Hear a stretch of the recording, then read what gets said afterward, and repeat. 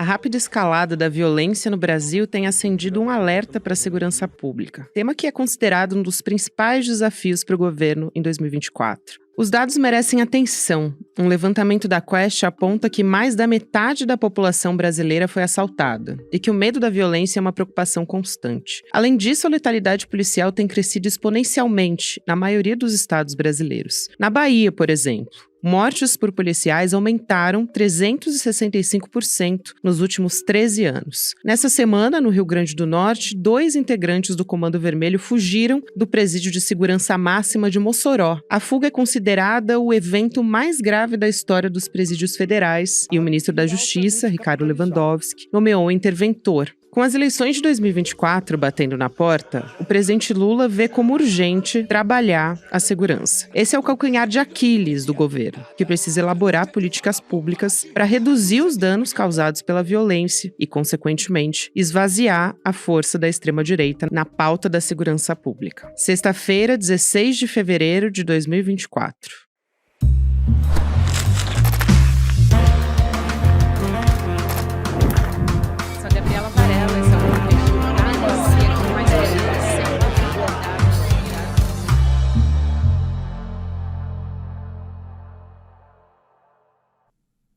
Olá, seja muito bem-vindo, seja muito bem-vinda. Eu sou a Gabriela Varelli, esse é o Videocast em Detalhes. E aqui, você já sabe, sempre com um convidado, uma convidada.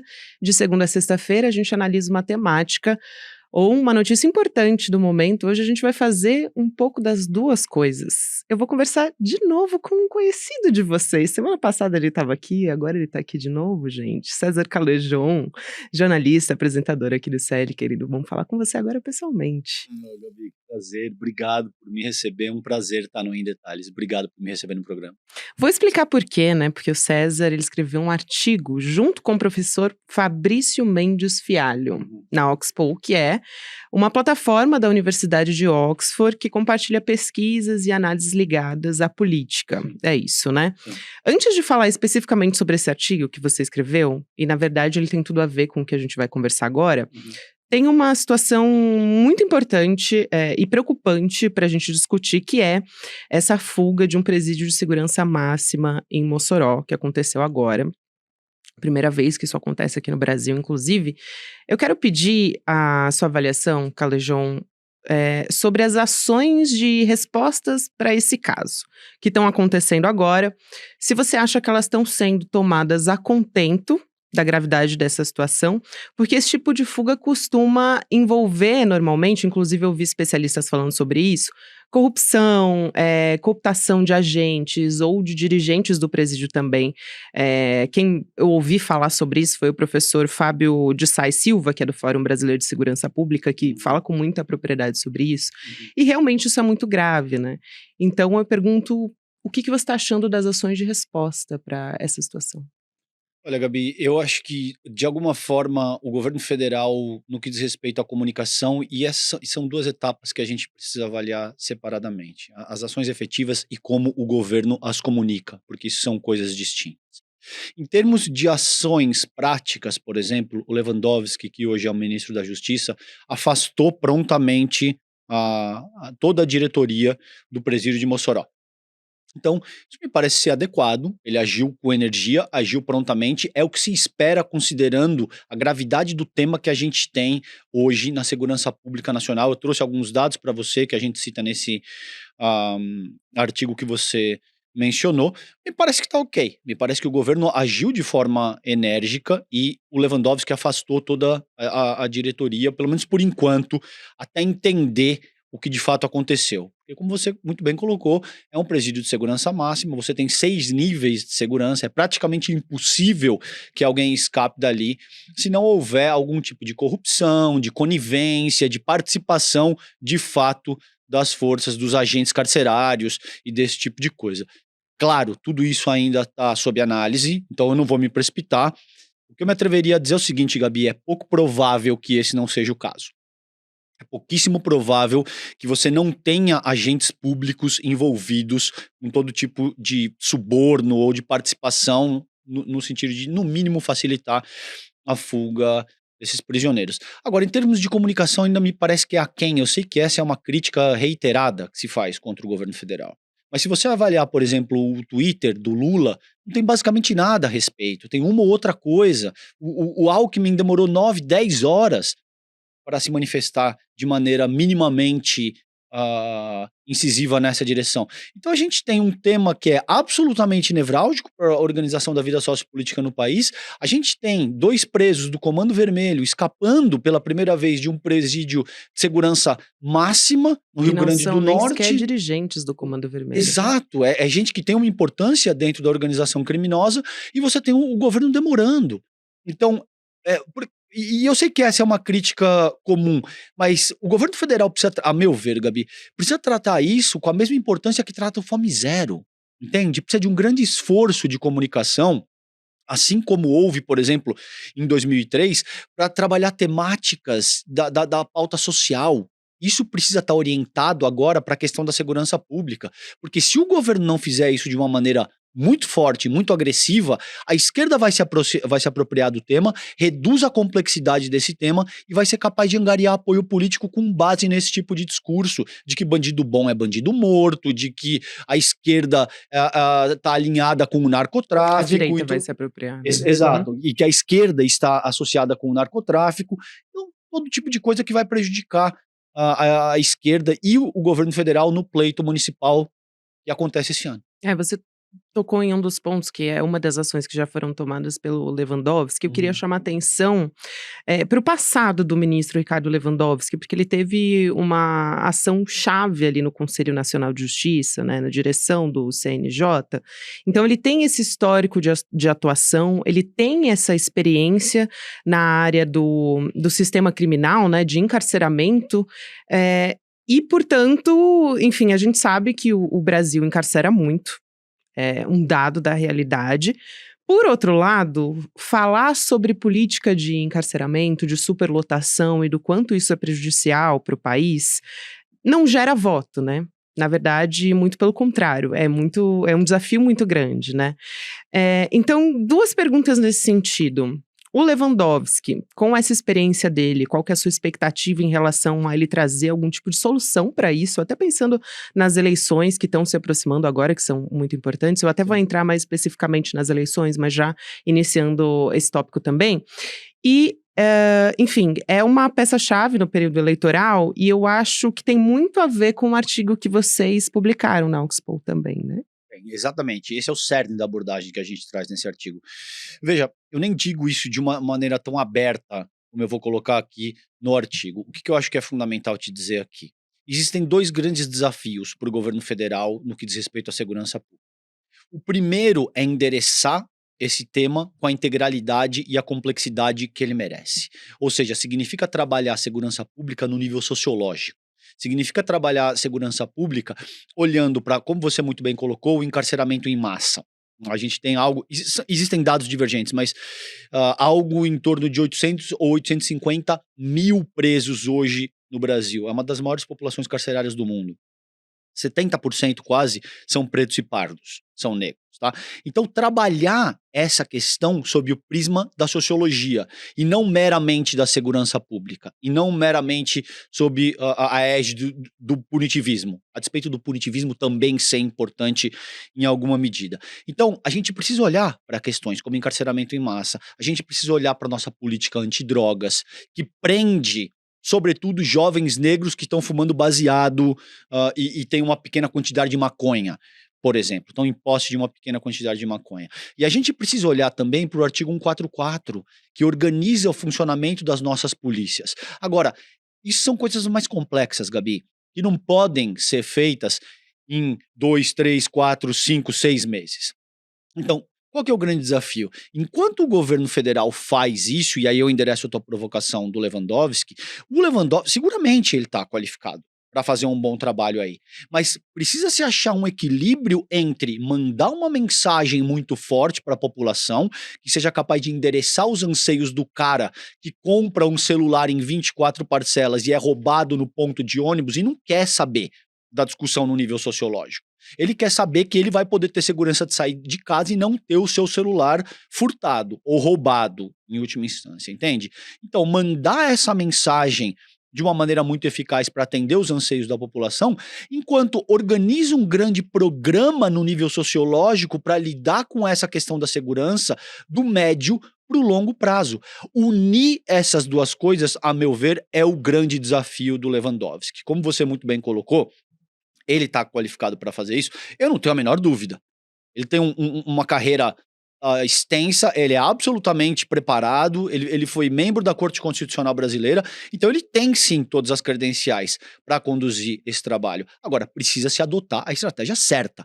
Essas pessoas precisam entender que o cenário mudou e que a mesma urgência que a pauta social tinha no começo dos anos 2000, hoje ocupa a questão da segurança pública. Então não adianta tratar isso como um tema lateral, menor, e ficar tangenciando as coisas, porque a extrema-direita vai se apropriar disso e vai nadar de braçada nas eleições municipais de outubro, Gabi. E falando nisso, de ser um tema fundamental para as eleições municipais, eu queria falar sobre como a extrema-direita pode usar isso como uma ferramenta também. Esse caso em específico, inclusive, porque para além de ser um dos gargalos do governo Lula, e a gente sabe que é um desafio muito grande, existe esse discurso de que o governo Lula, pela extrema-direita, não cuida da segurança pública, e isso pode ser fortalecido, né, com essa fuga em Mossoró. Então, eu queria te ouvir sobre isso. Existem dados empíricos, então isso não é nenhuma questão de que a Gabi ou o César acham. Veja, tem dados, por exemplo, do Latino Barômetro, que te dizem que 50% das pessoas entrevistadas ao longo desse último ano foram assaltadas. 85% conhecem alguém que foi assaltado. A gente tem toda a sorte, por exemplo, a CNT, que é a Confederação Nacional do Transporte, fez uma outra pesquisa no qual 27,4% dos respondentes disseram que a principal área de atuação do governo Lula é a segurança pública. Em 2020, essa mesma pesquisa da CNT sobre o governo Bolsonaro, isso estava em 14,5%, Gabi. Isso é muita coisa, é quase o dobro, entende? Então, existem dados correlatos, por exemplo, poderia trazer roubos de veículos, que é o que a gente trabalha, um dado que a gente trabalha nesse artigo. Só em 2022, foram mais de 373 mil roubos de veículos. Só roubo de celular em 2021, mais de 1 milhão, Gabi. No que diz respeito, por exemplo, a homicídio, o Brasil está, assim, sempre no topo dos rankings, tá? A gente tem algo, acho que se não me engano, isso foi em 2021, mais de 45 mil homicídios. A Índia, Gabi, que tem uma população 6,5 vezes maior do que a nossa, teve 41 mil homicídios dolosos, entende? Se você pegar os últimos 10 anos, entre 2011 e 2021, morreram 601 mil pessoas via homicídios dolosos no Brasil. Na Síria, que é um país que está em guerra, literalmente civil, morreram 613 mil. Entende como a questão da segurança pública é absolutamente endêmica no Brasil? Nesse contexto, isso forma um prato cheio para que a extrema-direita se aproprie desse tema, faça aquilo que eles sempre fazem, que é reduzir a complexidade do debate sociopolítico, no sentido de te dizer que algumas pessoas devem ser eliminadas da nossa convivência porque elas são vagabundos, porque eles são bandidos, porque eles são inferiores moralmente, eticamente, enfim, eles são inferiores de todas as formas. E isso rende uma aderência popular imensa, porque como a gente já conversou anteriormente, a pessoa que é roubada, a pessoa que trabalha 8, 10, 12 horas por dia para comprar um celular, para comprar um carro, para comprar uma casa e ver esses bens violados, ela não quer saber de debate integral na seara da sociologia correlacionando banditismo e caristia. Ela não quer saber disso. Ela quer saber de poder sair de casa utilizando o telefone e não ser roubada. Na medida em que ela já foi roubada, e eu te dei um dado aqui, por exemplo, do Latino Barômetro, que 85% das pessoas entrevistadas conhecem alguém que já foi roubado.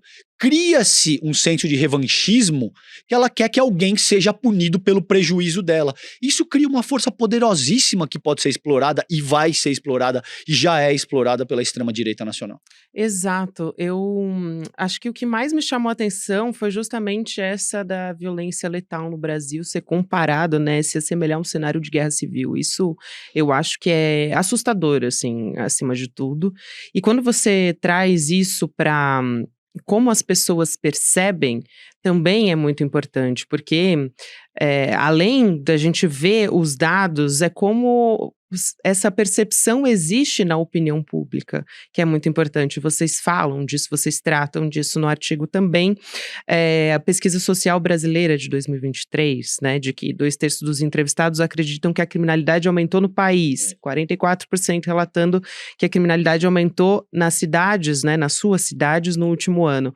E aí, eles têm essa percepção, quase metade acredita que existe uma probabilidade elevada ou muito elevada de ser roubado. Quer dizer, a pessoa ela já sai de casa com medo. E como você diz, ela não quer saber de o Brasil encarcera muito, enfim, e de como toda essa cadeia da criminalidade funciona. Ela quer não ser roubada quando ela sai de casa para ir trabalhar. Então, eu acho que esse diálogo com essa base, né, e com a população, talvez seja mais desafiador até para o governo Lula, né? Porque a esquerda tem essa dificuldade de fazer essa construção de uma forma que não seja por essa perspectiva que a gente está conversando, né?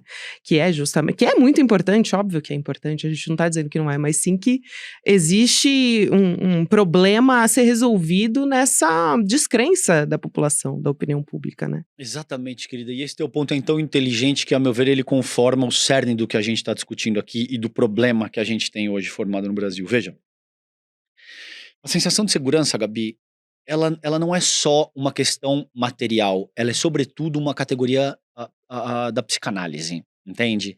Ela tem uma dimensão psicoanalítica, vamos dizer assim. Você pode estar absolutamente seguro e ainda assim eu posso te incutir uma espécie de terror psicológico que faz com que você sinta um certo nível de insegurança, a despeito de materialmente esses elementos não estarem presentes. É assim que, por exemplo, que funciona o terror psicológico. Você vai apavorando, você vai utilizando elementos de intimidação, de pânico, de terror, para que a pessoa se sinta intimidada ao ponto de, olha, não, de fato eu não estou seguro. Mas qual dado material você tem para afirmar que você não está seguro? No caso do Brasil, como eu acabei de salientar, a materialidade existe, de fato. Isso não é uma criação das pessoas que estão alucinando por conta de estarem sofrendo qualquer tipo de terror psicológico. Mas por que eu salientei essa categoria da psicanálise? Porque, de muitas maneiras, além de endereçar toda a questão policial, toda a questão da segurança pública, todo o patrulhamento e tal, o governo precisa se pronunciar de uma maneira muito adequada. Precisa se criar um grande programa que dê conta de comunicar a sociedade no mesmo nível, por exemplo, do que foi o Fome Zero. E o governo, todos os governos de esquerda, para todos os efeitos, não só o governo Lula, não fazem isso.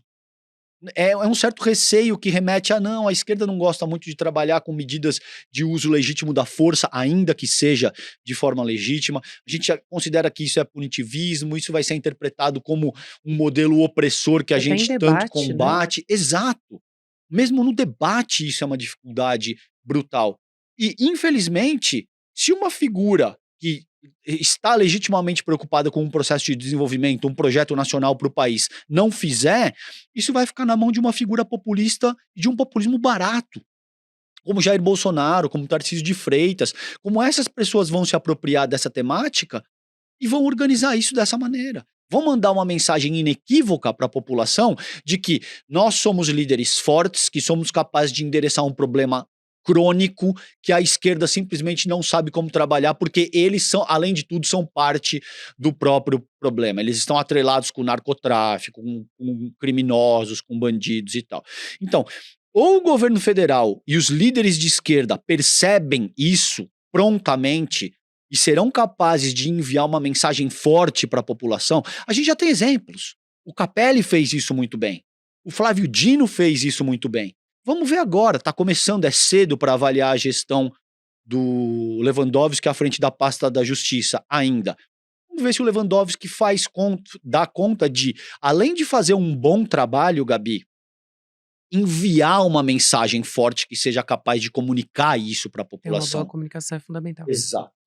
É isso, é isso. Inclusive porque enquanto existe esse trabalho que precisa ser feito pelo governo federal, existem os políticos da extrema-direita fazendo justamente o contrário, né? Por exemplo, o senador Sérgio Moro já foi lá cobrar que o governo Lula tenha uma ação adequada nessa fuga de Mossoró, enfim. E vão bater, claro, na tecla de que foi durante o governo Lula que a primeira fuga de um presídio federal, né, aconteceu. Então, isso precisa ser muito bem desenhado, e acho que o ministro Flávio Dino fazia isso muito bem, até porque foi político, então a comunicação dele é bastante inteligente nesse sentido, e o ministro Ricardo Lewandowski, até o momento, a gente ainda não sabe como é que vai ser essa comunicação dele, né? Ele estava ali muito reservado, sempre teve um perfil muito reservado no Supremo Tribunal Federal, então a gente não sabe ainda como é que vai ser as ações dele nesse sentido de comunicação com a população.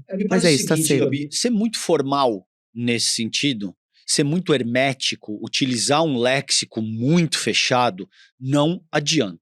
A população não quer saber disso. A população não quer saber se você é formado em Harvard, se você foi ministro do STF, se você publicou 300 livros, se o seu índice H dentro da plataforma não sei das quantas é tal. A população não quer saber. A população quer ter uma liderança forte, que fale firme, que seja capaz de enviar uma mensagem inequívoca de que o problema está sendo resolvido. O que eu estou propondo aqui é óbvio, mas então você está propondo que esses líderes ajam dessa maneira independentemente do que estiver sendo feito? Não, obviamente não. Por isso que eu disse que o grande desafio do governo federal e sobretudo do Lewandowski e do Lula também nesse momento passa por organizar essas duas coisas. Organizar ações que sejam capazes de endereçar o problema no nível sociológico mais complexo, considerando todas essas dimensões que eu já postulei anteriormente, mas que também seja capaz de, utilizando um termo prosaico, vamos dizer assim, além de botar o ovo, você seja capaz de cacarejar. Porque senão você faz toda uma organização no nível sociológico, lida o tema com uma complexidade que é muito adequada, e não comunica absolutamente nada, e fica utilizando uma linguagem difícil, fechada, distante da população, que continua se sentindo insegura, e vai ser presa fácil para esse discurso banal da extrema-direita. Então, não é fácil fazer isso, mas já está na hora do governo federal e das lideranças de esquerda acordarem que esse é o tema mais premente que a gente tem no momento. Nada é mais importante do que isso, Gabi. Nem a macroeconomia, eu me atrevo a dizer. Porque a macroeconomia, que é sempre o tema da primeira hora, porque naturalmente mexe com o teu bolso. Se você vai trocar de carro, se você vai viajar para fora do país, se você vai comer carne ou ovo, você vai ser despejado da tua casa. Macroeconomia é absolutamente central. Agora, dados esses números que eu acabei de ressaltar na nossa conversa hoje, segurança pública se torna um tema talvez tão importante quanto ou mais importante que a própria macroeconomia. O governo federal precisa reconhecer isso, precisa deixar alguns velhos dogmas e paradigmas para trás e precisa entender que é hora de endereçar esse tema com força total. É hora de lançar uma espécie de fome zero da segurança pública. Eu concordo totalmente contigo com essa tua análise, e eu queria saber sobre essa medida de Lewandowski a respeito do interventor, né, que foi nomeado para, enfim, para lidar com essa história do presídio de Mossoró, que é o Rogério da Silva Mendonça, de 35 anos. Os presos, né, que fugiram são o Rogério da Silva Mendonça, de 35 anos, e o Deibson Cabral Nascimento, de 33 anos. E o interventor é um policial penal federal, que é o Carlos Luiz Vieira Pires, né, anotei o nome dele aqui, é ele que vai atuar como interventor no presídio federal de Mossoró. Você acha que essa intervenção que foi determinada pelo ministro Lewandowski, enfim, seguida também dessa ação que a gente já comentou, né, de afastar a direção do presídio, manda esse recado ou ainda não é o suficiente, ou ainda a gente está falando de ações, porque ainda está se dando a investigação, enfim, tudo isso que a gente está conversando ainda são ações iniciais, são imediatas, né? A gente teve essa fuga na madrugada do dia 14 e no dia 15 a gente já tem alguns desdobramentos a respeito disso. Então, em quanto tempo a gente tem que apresentar esse recado para a população? Quanto antes. Agora, claro, contanto que isso se dê dentro do que as investigações de forma séria demandam. Agora, o quanto antes. E respondendo a tua pergunta, veja, depende, é um bom começo, seguramente. Essa pessoa, o Pires, eu não o conhecia, mas me parece que é alguém que tem muita experiência na área, que conhece muito bem a região, que conhece muito bem as figuras envolvidas. Então me parece que foi escolhida a dedo para desenvolver essa função de forma específica. Se isso vai ser o suficiente, se afastar a direção do presídio de Mossoró e se determinar essa intervenção vai ser o suficiente, o tempo vai dizer. E não é muito tempo. Isso é uma questão de 3, 4 dias, uma semana no máximo. Porque depende dos resultados que vão ser apresentados para a população. O que aconteceu? Como que essas pessoas conseguiram escapar? Alguém recebeu propina? Quem são essas pessoas? Qual vai ser a punição? Essa punição precisa ser exemplar. As pessoas precisam sentir que isso nunca mais vai acontecer e que o governo Lula tem como premissa elementar reforçar as estruturas da segurança pública nacional. Não só nos presídios de segurança máxima, mas nas ruas, mas nas comunidades, mas em fundamentalmente todo lugar. E essa é uma chance incrível, Gabi, que o governo federal tem de avançar essa mensagem. Agora, tudo vai depender de como dessas duas coisas que eu salientei aqui exaustivamente durante a nossa conversa. De como, sobretudo o Lewandowski vai conduzir os trâmites nessa ocasião e de como é que isso vai ser comunicado efetivamente para a população. E é difícil, né, César? Porque é claro que a população quer uma resposta e, por outro lado, tem a investigação que precisa ser feita sob sigilo. Então, as câmeras de segurança, né, essa gravação de como aconteceu, isso foi captado por câmeras, por exemplo. É claro que as pessoas querem saber, mas isso precisa ser feito de forma a não prejudicar as investigações. Então, o recado também precisa ter esse cuidado, né? Assim, é uma balança que você precisa ali estar dosando para que as coisas se deem dentro do devido processo legal e também a resposta tem que ser a contento. Então é realmente muito difícil, né? Esse é o grande desafio, a meu ver. Essa tensão dinâmica que você acabou de salientar é o grande desafio. Agora, ainda que existam coisas que não possam ser ditas por conta de confidencialidade, da boa condução da investigação, cabe ao ministro Lewandowski, nesse momento, falar com a população todos os dias. Não é deixar passar 3, 4 dias, uma semana, para dizer, estamos investigando. Porque nessa uma semana, a extrema-direita vai ter feito centenas de milhares de posts explorando que, tá vendo? A gente disse que o governo do Partido dos Trabalhadores é conivente, é associado com o Comando Vermelho. Tanto é que isso nunca aconteceu. Como é que aconteceu agora? Quem é que recebeu propina? Etc. e tal. Então, todos os dias, daqui até o desfecho, até apresentar um posicionamento final para a população, o Lewandowski precisa se comunicar. Ele precisa utilizar a rede social, ele precisa utilizar o microfone, ele precisa dizer, estamos averiguando, estamos investigando, vamos punir de forma exemplar, etc. Acho que é por aí, Gabi. Mostrar que tá levando muito a sério. Exato, É isso. exatamente. Perfeito. Calejão, foi mais uma vez. Tem um prazer aqui ter você aqui Obrigado. de novo. Volte sempre. Obrigado, querida. Adoro participar do Em Detalhes aqui contigo. Tá me chamando, estarei por aqui. E parabéns pelo artigo também, não? Obrigado. Para você e professor Fialho também. Obrigado. Até mais, um beijo. Valeu. Gente, antes de encerrar, eu quero lembrar para você que esse domingo agora, você que está nos assistindo pelo YouTube, vai saber que nesse domingo a gente vai ter uma aula com o Renato Freitas. Na verdade, uma entrevista, né, que o Eduardo Moreira fez junto com o Renato Freitas, contando um pouco sobre a história dele, sobre a vida do Renato, e também ele traz depoimentos inéditos que ele nunca contou pra ninguém. A gente vai ter essa aula no domingo agora. Se você tá me assistindo na sexta-feira, então ainda dá tempo de você fazer a sua inscrição para garantir a sua vaga e assistir. E aí você pode fazer a sua inscrição em detalhes icl.com.br/aula. E você garante sua vaga e assiste. O encontro vai ser no dia 18, então domingo, 8 horas da noite e gratuito, gente. Então não perde, porque o Renato Freitas é uma inspiração para todos nós nessa luta.